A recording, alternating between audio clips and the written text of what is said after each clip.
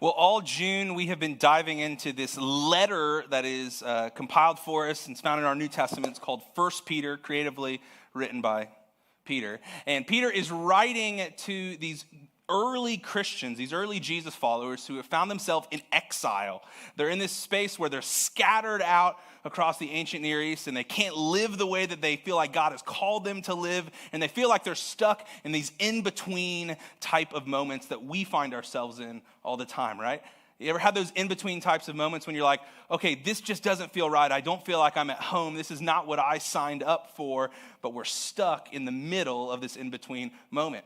And he's writing to these Jesus followers, and I think he's writing to us in a way today too, where we find ourselves in these in-between moments, these exile moments, and he's trying to encourage us and letting us know that we don't have to just survive and just get through these times, but there are ways that we can thrive and find life to the fullest, even in these in-between exile moments. And maybe your in-between exile moment looks like a job situation where you're in a work environment that you don't like, in a job that you don't want to be in come tomorrow morning, and you just feel stuck there. Maybe for you it's in a relationship. One of your most important relationships is just not the way that you want it to be, and you feel stuck where it's like, oh, it could be so much better, my marriage or my relationship with my kids or my dating relationship, but it's just stuck. Maybe for you, it's in your spiritual life to where you feel like you and God have a lot of distance between you, and it's just not the way that you want to be, but you find yourself in this exile moment. And like I said, Peter is encouraging us. He's letting us know that there are ways that we can thrive through these seasons. But this morning, what we're going to talk about, it's counterintuitive. It's something that it's the gateway for us to really experience thriving in these moments. But man, it just doesn't feel natural at all. It feels like we'll be taking a step backwards if we do this and not a step forward. It's weird. It's counterintuitive. I was thinking this last week about lots of things that are counterintuitive. They're really helpful, but they don't seem to make sense in our minds. I grew up as a child of the 90s, and it felt like every sitcom, every TV show that I ever watched, every movie, there was a quicksand plot. You guys remember like the quicksand things? Like somebody would fall into quicksand, they'd be stuck. And I remember thinking, now I look at it, I'm like, man, I thought this would be a much bigger deal in my life than it actually was. Don't experience a lot of quicksand. But if you find yourself in quicksand, your first action usually is to try to struggle to climb out of quicksand. But what happens? The more that you struggle in quicksand, what happens? You sink down farther. You're just supposed to stand there still and yell for help, without moving at all. It's counterintuitive, but it's the way that we find ourselves out of quicksand. I remember growing up and getting some advice from the fire marshal or firefighters that came to our elementary school. And they said, if you ever get caught on fire, you catch on fire, what are you supposed to do? You're supposed to stop, drop, and roll. And can I just be real with you? That's counterintuitive to me. Like if I get caught on fire, I'm taking off running and I'm finding the quickest body of water I could jump into possible. It's the only way that really helps us, but it's counterintuitive. It doesn't seem to make sense on the surface at all. In my marriage right now, in our family life, we've got two littles. We've got Jack, who's 2 years old, and Thomas, who's about 12 weeks old now. And so life is busy, and it's crazy when we're at home wrangling these two little boys. And we discovered a couple of weeks ago that, hey, if we don't get really rigid and schedule time where it's just Megan and I, then we're just never going to actually have it. And so I instituted a bi-weekly date night to where like somebody else takes our kids, puts them down to sleep, and we're investing in babysitters, and we're doing this whole thing to make sure that we can actually spend time looking at each other without like falling asleep with our phone in our hands, right? But we realized we had to be really, really, strenuous on this. We had to be really tight about this so that we can make that a priority. So that we could have free time, we had to be really tight on our calendar. Seems weird. Another weird thing, a couple years ago, I realized that sometimes when I get stuck creatively, a lot of the work that I do is creative because I'm coming up with content and studying and trying to make the Bible come to life to all of us. And sometimes I get stuck and it's like Thursday morning and I'm like, this talk is nowhere, or it's going like 8 different places all at once, which is usually the case. And I'm like, I just need to take a break. And so I discovered a couple years ago, the best way for me when I'm stuck in my creative work for me to move forward is to put it down and go see a movie in the middle of the day. So I'm that weird guy that shows up sometimes in the middle of the afternoon to go see a movie by myself. But I found that it uncorks something in me, and it helps me get into the place I need to be creatively. It helps clear my mind so that I can move on and move forward in my prep of a message. And it sounds counterintuitive, right? It looks like I'm just taking off of work, but it actually opens me up and it frees me to look at my work differently. It's counterintuitive. And what we're going to talk about this morning, what Peter is encouraging these early Jesus followers to do, it's very counterintuitive. It's the word submission. It's submission. That is how we find freedom. That's how we actually thrive, Peter says, is submission. We'll put it this way. Submission is the gateway. It's the open door for you and I to thrive in our exile moments, in our in-between moments. We need to learn to submit to the authority that is around us in every sphere of our relationships. When we learn how to submit, man, that's when we begin to thrive, and that's when we begin to find the other side of our exile moments. But can I be honest with you, like a little bit of a reverse confessional this morning, a pastor confessing to their church? I do not like, on the surface, the passages that we're going to look at this morning. If it were me, I would have skipped over this and pretend that it wasn't in the Bible at all, because this is some hard stuff for me. So everything I'm preaching this morning, man, it is going to me first, and it's hitting me first, because it is challenging to me, because submission to authority is like the last thing from natural in my life. I mean, the very first band that I was ever in when I was in middle school, before I could really play an instrument, the goal when you don't really know how to play an instrument, but you want to play music, is learn punk rock. If you didn't know that, that's what it is. So the very first type of music that I learned was punk rock, because it wasn't complex, it wasn't hard, but it's like you play it fast and you play it loud, and you sing like this, and then everything just works. So I was in a band with some friends in 8th grade, and we covered a bunch of Blink-182 songs. And if you don't know who Blink-182 is, they were this incredible, monstrous pop-punk band at the end of the 1990s and early 2000s. The first song that we ever sang, and I played bass guitar on, was called All the Small Things, and it went a little something like this. No, I'm not going to do that.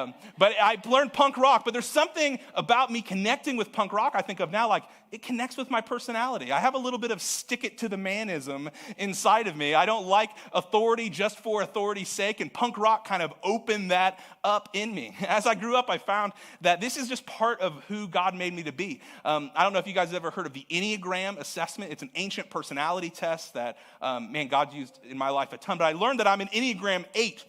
Which the title of an Enneagram 8 on this personality test is the challenger. And our deepest fear is to be controlled by other people. Can you imagine why submission to authority is a tough thing for me, right? I mean, I learned that's my deepest fear, and I have a high justice meter. And so a lot of times I'll see rules that are on certain people, and I'm like, we need to tear that rule down because that's not fair to them, and that's injustice. And this is all the way that God made me. So submission to authority is something that's not natural to me at all. And maybe it isn't for you too, I imagine, just because you're an American. Like, it's the American way to fight against authority, right? I mean, people were taxing our tea and they didn't give us our freedoms, and so we became our own nation. It's kind of in the DNA of us as Americans.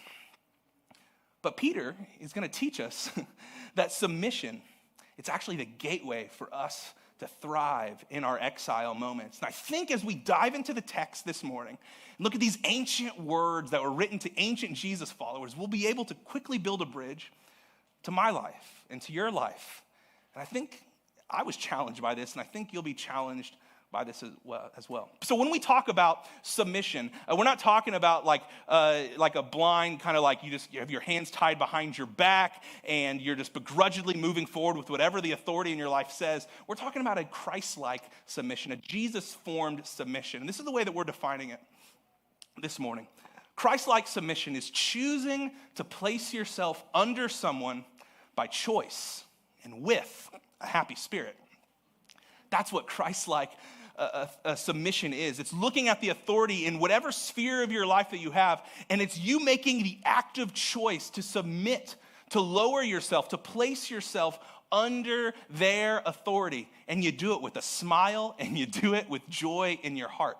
It's not I've got to do this, so I'm going to do this. No, you do it with joy in your heart and with a happy spirit. So this is what we're going to talk about. This is what Peter is going to share. And we're going to go through almost an entire chapter of his letter, 1 Peter this morning, talking about this idea of submission because it was so important to him. And he's going to talk about Christ-like submission in 3 spheres of relationship. So just to recap where we've been so far in 1 Peter, we said at the very beginning, Peter just gives us this onslaught of identity language. He gives us this onslaught of reminding us who we are in Jesus. And so in the first couple chapters of 1 Peter, he gives us all these words that we are in Jesus. We're known, we're chosen, we're made holy, we're cleansed, we're born again into his family, we're protected. And then last week, Nico shared more about this identity that Peter says that we're living stones in God's new temple. In a way, Jesus followers, we are this place where heaven meets earth, and we're this new temple. And then he moves on a little bit later to give us more identity language, and he says that we are actually God's royal priesthood. That's our job. I love what Nico said last week, that it's not if you're called to serve God in ministry, it's where you're called and how you're being deployed. That's what really matters. So we all need to get in the game of being a part of God's movement, the church, and this royal priesthood. So he gives us all this language in the first couple of chapters about who we are. He says the most important thing for you to do in thriving in exile is to first remember who God made you to be. Remember your identity. And then he moves into what we're going to talk about this morning about Christian, Christ-like submission. He says this is how you live it out in your relationships. 3 spheres. The first sphere of relationships where we're called to have Christ-like submission is in our civic life. As citizens of where we live in America today, but for them it was inside of the Roman Empire, we're called to submit to our governing authorities as a citizen of where we live. And Peter comes out swinging with some hard words for us as Americans here in verses 13 and 14 of chapter 2. He says, submit yourself for the Lord's sake to every human authority. And we're like, every human authority? He really spells it out here. He says, whether to the emperor as the supreme authority or to governors who are sent by him to punish those who do wrong and to commend those who do right. Peter comes out swinging with his first sphere of relationships, and he says, hey, in your civic life as citizens of where you live, submit to the governing authority, submit to what the government is telling you to do. Dang, we don't like hearing that as Americans, right? I don't like hearing that. But Peter, he's getting at something underneath the surface of this that's so powerful. I mean, if you think it's hard for us today, think about who was actually leading the Roman Empire where these Jesus followers were living in the first church in the ancient world. It was the Roman emperor, a guy by the name of Nero. And if you don't remember anything about Nero from history class, we remember that he was the one that started persecution and harsh treatment of Christians. He wanted to stamp out Christianity completely. He was a guy who was so cruel. He was known for taking Christians and then sewing their bodies into wild animal skins as a form of punishment and mockery. He then had them hunted by wild dogs to their death in a way to persecute these early Jesus followers. And then there's a story written down in multiple historical accounts where he dipped Christians in wax and then set them on fire to blaze in a fiery abyss all night long just to light up his gardens and his vineyards, in a way to say, we need to stop this Jesus movement. Now, sidebar, why was Nero so hateful towards Christians?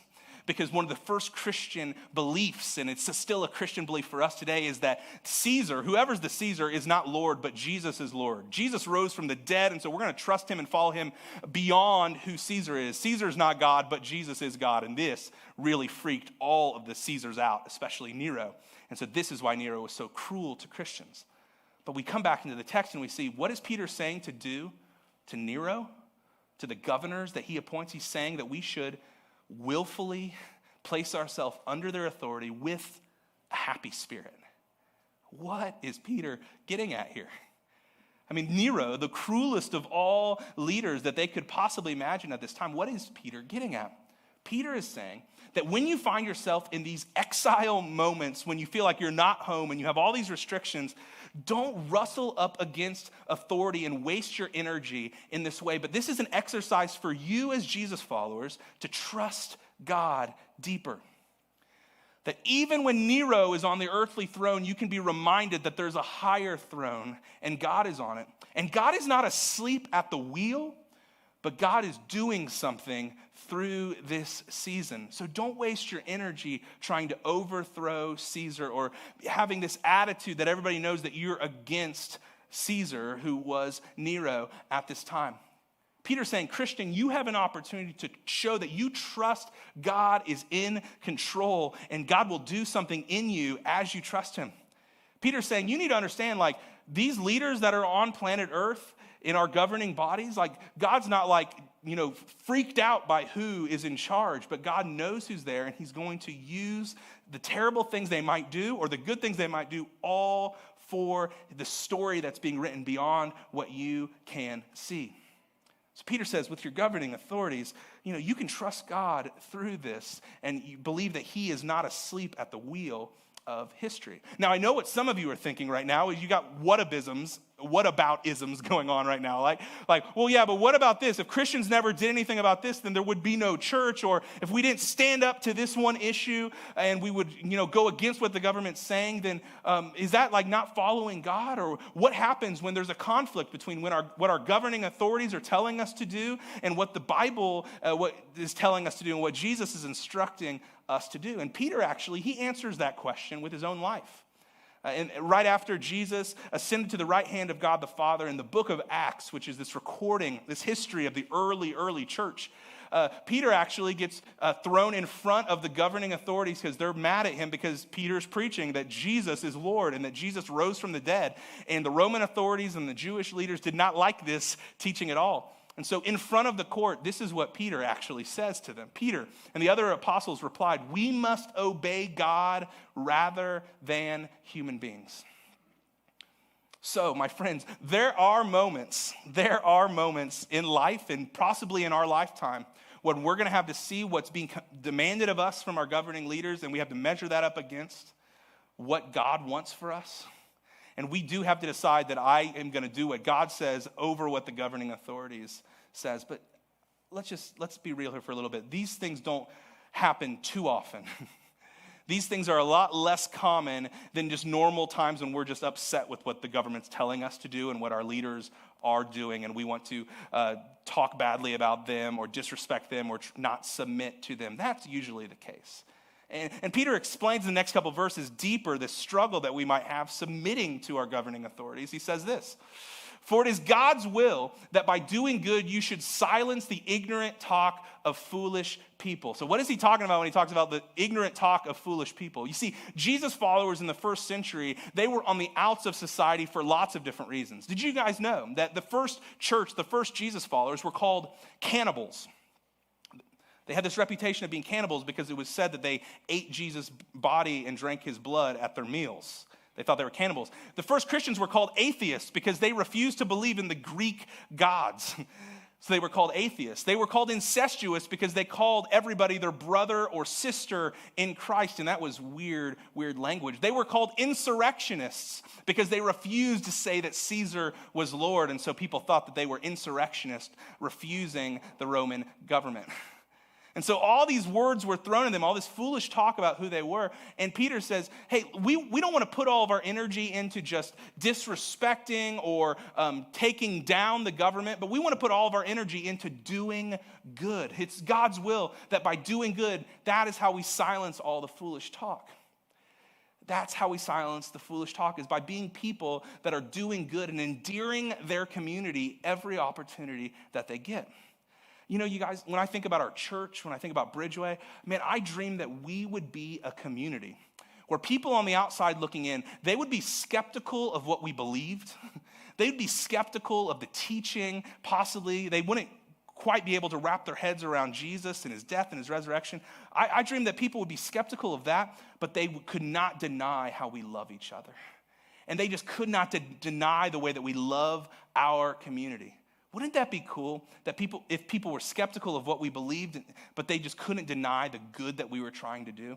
They couldn't have these negative things that they said about us because they're like, well, yeah, but look at the way that they love our schools. Look at the way that they love the least of these all around us. This is what Peter is saying. Peter is saying, I want you to be known more for what you're for than what you're against. And can I get an amen that there's a lot of Christians that are known more for what they're against than what they're for, right? We don't want to be a part of that. And Peter's saying part of the way that we submit to our governing authorities is by being known for what we're for. and loving people no matter where they are, and we want to be known for that love. Peter continues on the very next verse. He says, live as free people, but do not use your freedom as a cover-up for evil. Live as God's slaves.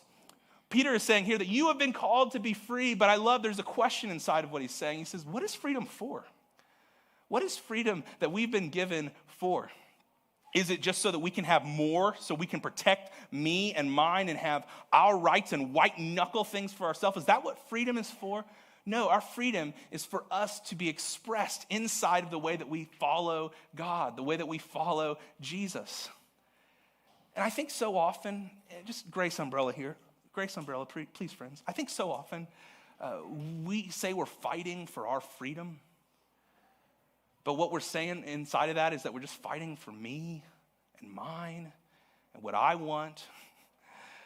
And I think Jesus would just push up against that a little bit. I know Peter would push up against that a little bit. He's like, remember what you're free for. You're free for loving the people around you. You're free for following Jesus in his example for your life. That's what our freedom is for. So Peter says, don't get distracted. Submit to your authorities, do good, and be free people following God in the most beautiful ways. And he says this, show proper respect to everyone. This is the button on his thoughts here. Show proper respect to everyone. Love the family of believers. Love Jesus people. Fear God. Be reverent. Worship God and who he is. And honor the emperor. He hits the emperor thing again, which is so scandalous. But he says, show proper respect to everyone.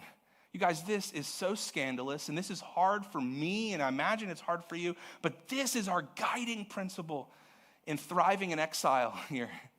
This is the guiding principle, is to look at every single person as people that matter deeply to their Creator. My friends, you've never made eye contact with someone who's not made in the image of God. I've never made eye contact with someone who wasn't made in the image of God. So show them that respect. Not respect for what they do or what they don't do, but show them respect because their maker has placed dignity on them. And we should do this with our governing authorities. We should do these with former President Donald Trump. We should do these with our President Joe Biden. And man, have I failed at that? Yeah, I failed at that. But can we look at these people and the way that we talk about them on the internet, the way we talk about them at lunch or at the water cooler, can we show proper respect to them, not based on what they do or what they don't do, but because they're made in the image of God. And this is what Jesus is calling us to do, is submit to our authorities, to willfully choose to lower ourselves under their authority with a happy spirit in a way that we worship God.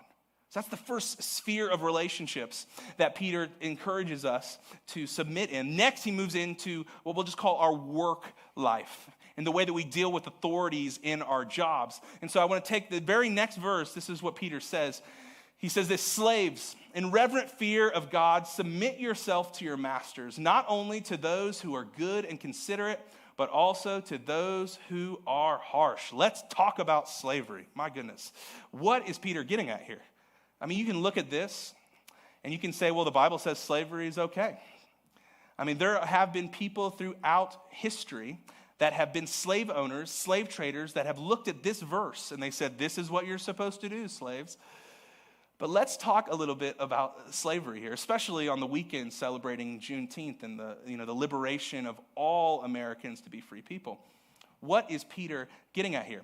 Now, we can say unequivocally that we should condemn slavery full stop. It was an evil, evil practice.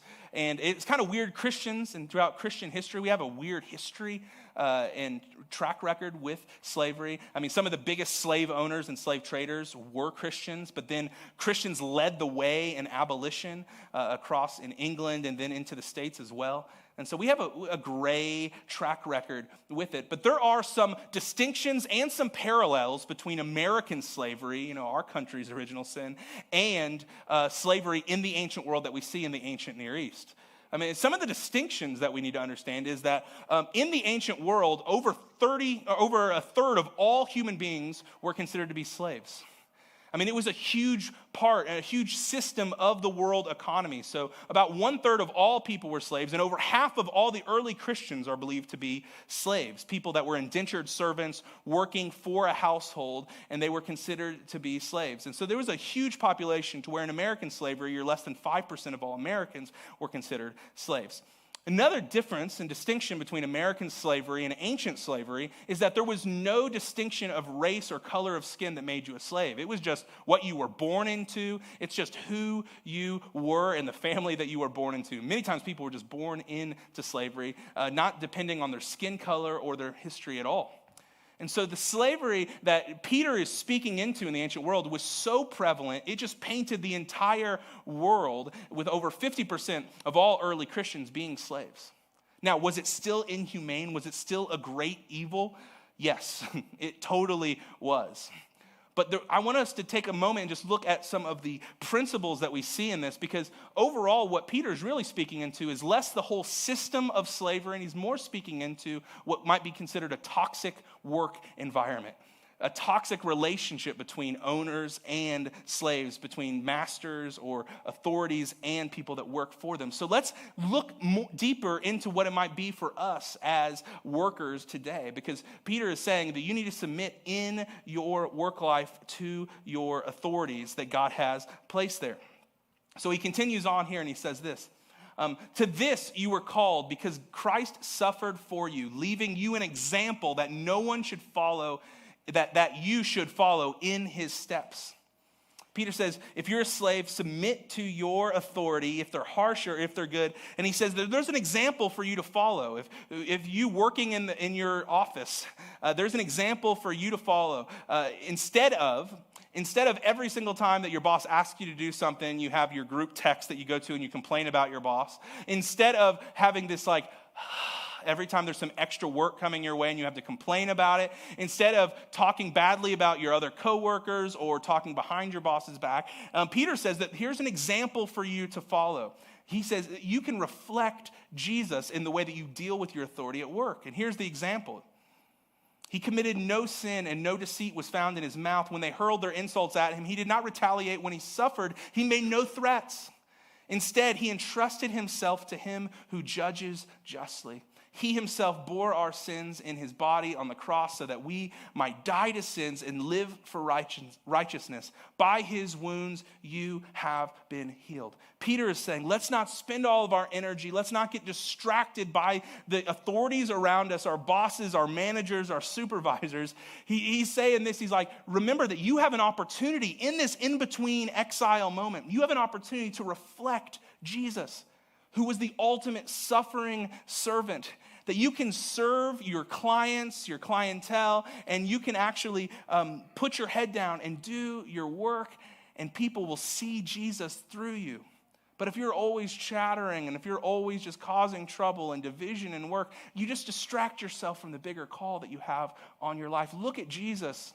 And Peter knew this because in the Garden of Gethsemane on the last night of Jesus' life, Peter, he took up a sword and cut off the ear of someone who was trying to arrest Jesus. And Jesus says, no.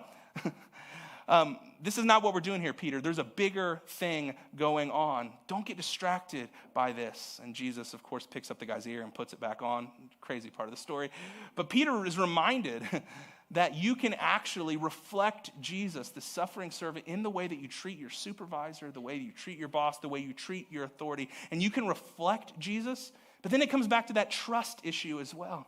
That you have an opportunity to trust that God is not asleep at the wheel and that God has got you in this job, in this season for some reason. And there can be some good come out of this season if you just stay buckled in to what he is doing. That you can reflect Jesus and you can trust him, and God will do something in your exile moment of your life, in your work life.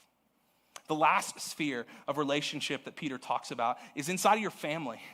And he gets it real personal. He says, submit in your family life to one another. And he specifically uses a marriage metaphor inside of this. So let's just start here what Peter says about submission in a family. He says, wives, in the same way, submit yourselves to your own husbands, so that if any of them do not believe the word, they may be won over without words by the behavior of their wives when they see the purity and the reverence of your lives. And the ladies check out and they run for the door and they're like, what is this guy talking about, right? Like, what is going on here? This sounds harsh. It bumps up against our modern sensibilities. And this is just the beginning of a passage where women are going to have some instructions and men are going to have some really tough instructions.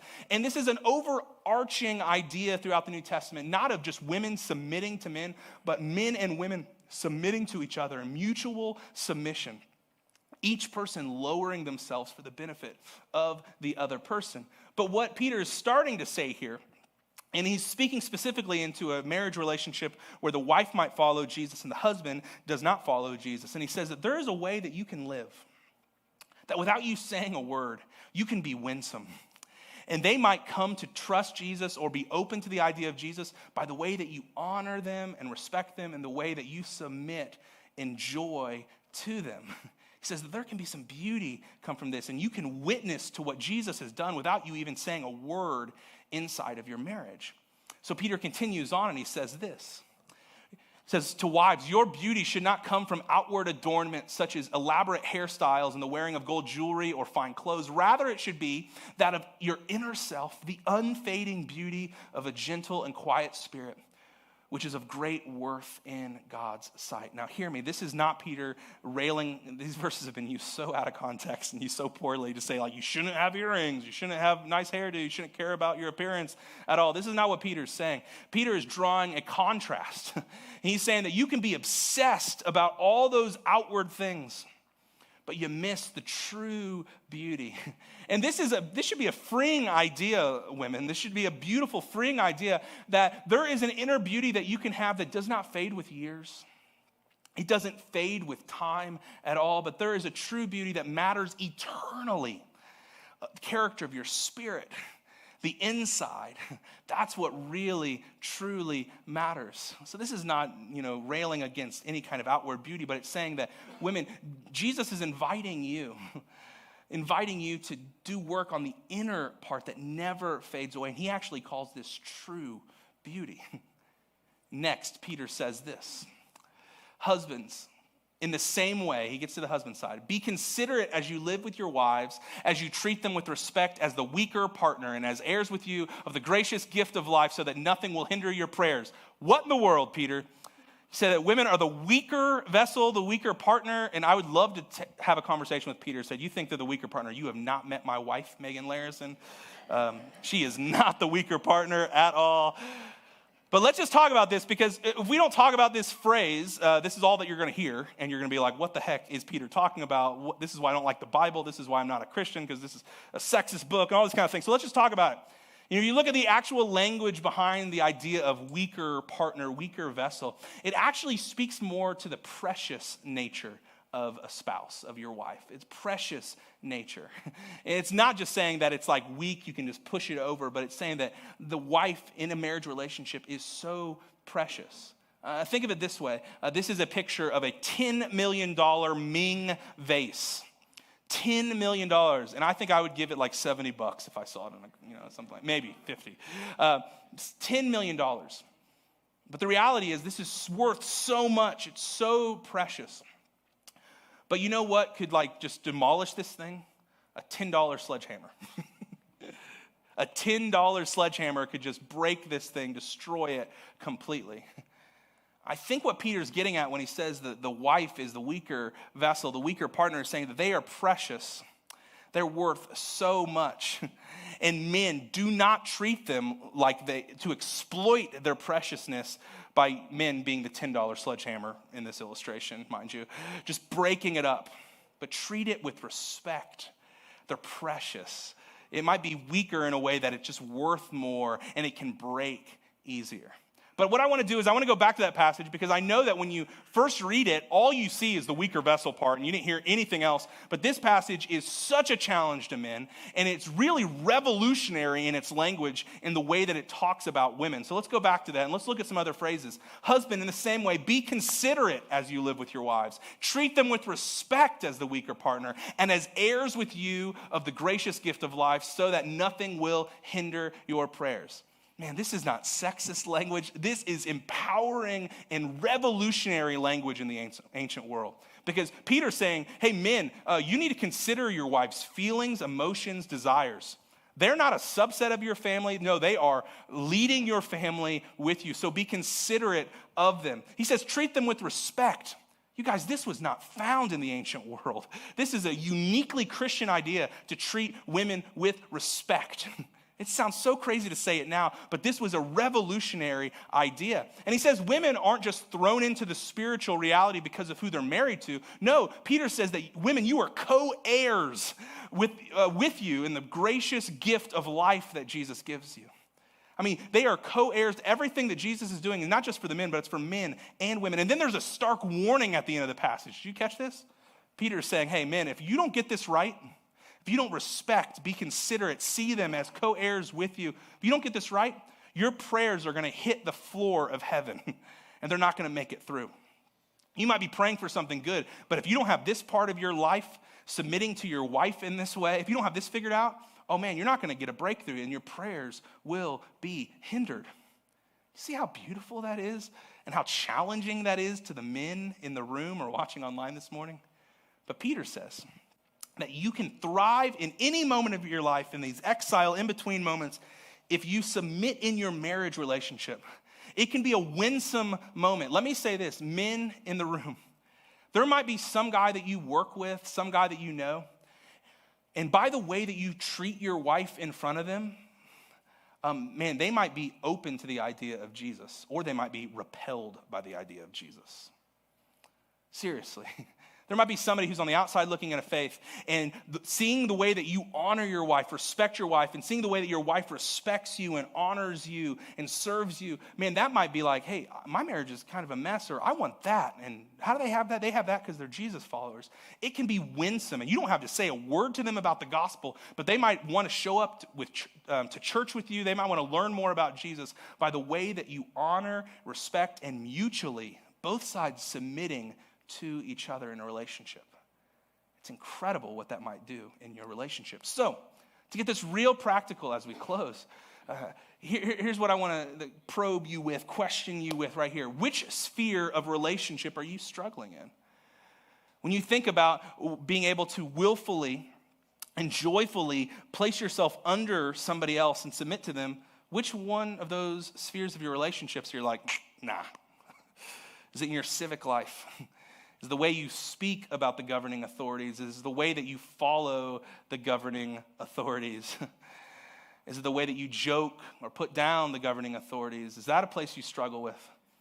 Is it inside of your work to where you're more of the, when you're asked to do something, you give the whole eye roll sigh, face palm? When you think about your supervisor, he's more of a joke, she's more of a joke than she is somebody that maybe God's placed there to lead you for a time such as this.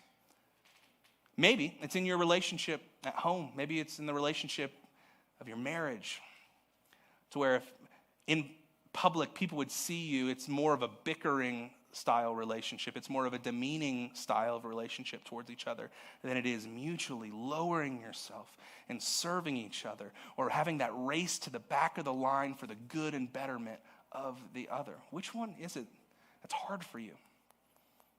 Identify which one of those relationships it is that's hard for you. And then I want to challenge you with this. This is what our submission does. It gives us an opportunity to trust him in that relationship. It gives us an opportunity to say, okay, I might not like where it is right now, but God, you've got a purpose here. You're not asleep at the wheel. These challenges in their relationships, it gives you an opportunity to reflect him. It gives you an opportunity to follow his footsteps in being that suffering servant and say, it might not be good, but I'm going to put my head down and I'm just not going to cause a big fight. I'm just going to keep going and trusting that God has got something for me. And I can be more like Jesus because of that. And maybe to say, hey, where I'm struggling in this relationship, it's an opportunity for me to witness about him.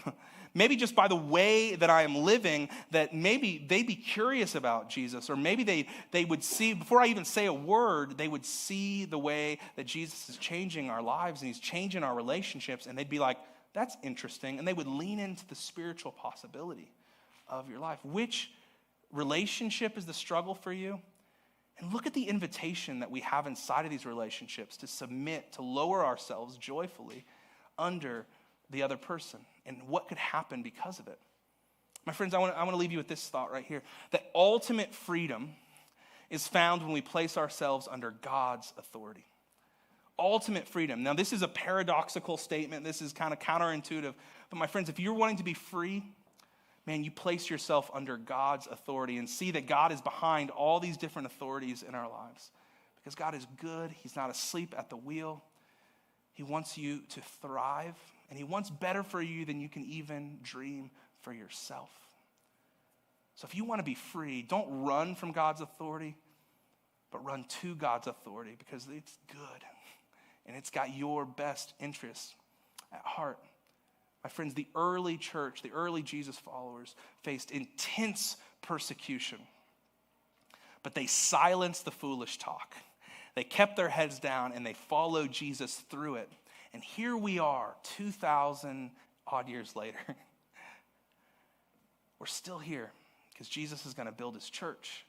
And part of the way that we're gathered together hearing this message is because the early Jesus followers took this advice seriously. May we do the same. Because ultimate freedom is found under God's authority. When we place ourselves under there, that's where freedom is truly found.